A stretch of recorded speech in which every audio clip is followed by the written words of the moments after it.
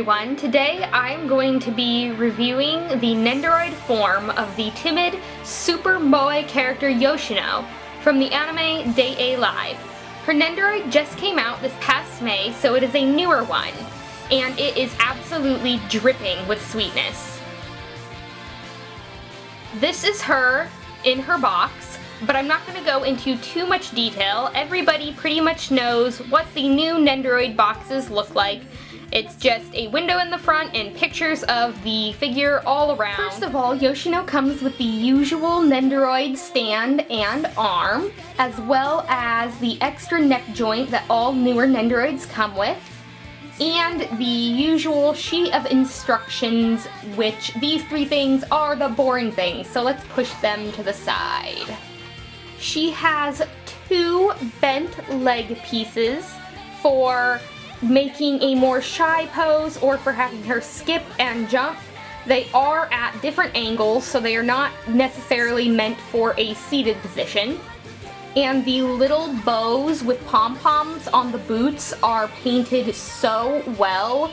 They don't have a paint drop out of place, which is really nice because that is really, really tiny, as you can see in comparison with my fingers. She has an extra bent arm piece, and I am going to point out that the hand pieces are really difficult to get out because they are down in her sleeve, so you really have to kind of use your nails to pull them out. So if you don't have nails, it's going to be kind of difficult, and that would be one tiny complaint I have about her.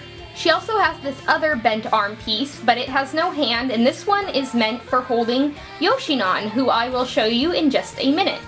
Here is Yoshinan, who is meant to be held in that arm I just showed you, and Yoshinan is done so adorably and painted so well.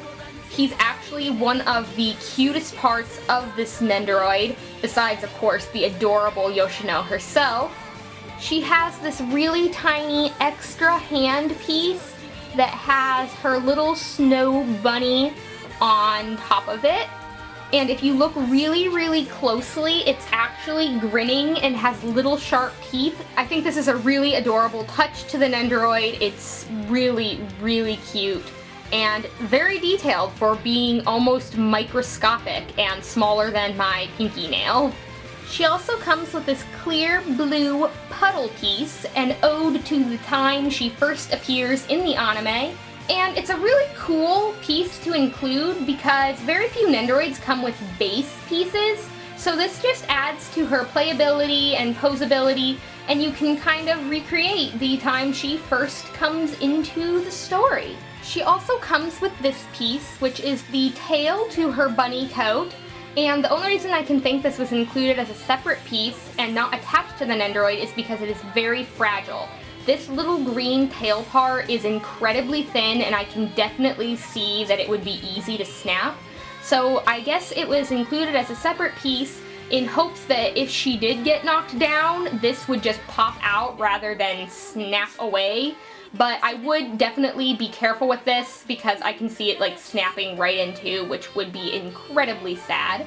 Here we have the extra upper body piece they included, and this is if you want to display her without her bunny coat and just in her white sundress.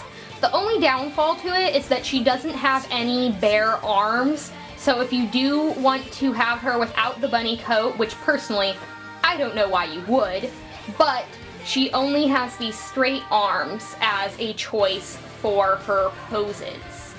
Then there's this piece, which is the back of her hair, and this is also used if you just want to display her in the sundress. Now we're going to look at the face plates. The first face plate she comes with is this really shocked, embarrassed expression, which is really, really funny if you ask me. It definitely adds to some scenes that you could create with this Nendoroid, and this would actually be a really great face to use with other Nendoroids as well. Aw, looks like she lost Yoshinan. The Yoshino Nendoroid also comes with this crying face, which the reason I just said is probably why she has it. This is actually my favorite faceplate that she has. I just think it's so, so cute. Even though she is crying, and that's kind of sad, it is an adorable crying face. I mean, Look at it. Just look at it. Now we can look at Yoshino herself. She is absolutely adorable. I had actually only watched 2 episodes of Day Alive when I pre-ordered her, so I had not even met Yoshino yet. But when I saw this Nendoroid, she was just too cute to pass up. She is honestly one of the cutest Nendoroids I have ever seen that have been made, and her bunny coat also makes her one of the most detailed. Because just look at all of the decoration that her coat entails. All of the chevron zigzaggy patterns as well as the buttons and stitching. It is absolutely amazing. And of course we cannot forget that freaking face. Look at it. This Nendoroid really captures Yoshino's character well. You can definitely see how shy her character is just by looking at this figure. So I am incredibly glad I pre-ordered her. And of course I finished Day Alive by now and I love Yoshino, so I am glad I got this Nendoroid. And the other thing that's really cool about her is that her bunny ears actually have ball joints in them that allow you to even pose her bunny ears. Well then, that about concludes this review of Yoshino, and maybe I tempted you to get this adorable Nendoroid, because I'm telling you, you don't even have to like Day Alive to love how adorable this little gal is. So, I will see you in my next video. Bye everyone!